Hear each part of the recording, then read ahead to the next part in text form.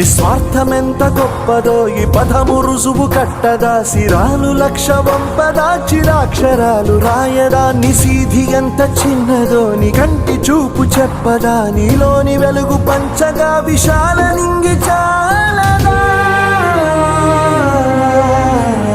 మనుష్యులందు నీ కథ మహర్షిలాగా సాగదా, మనుష్యులందు నీ కథ మహర్షిలాగా సాగదా.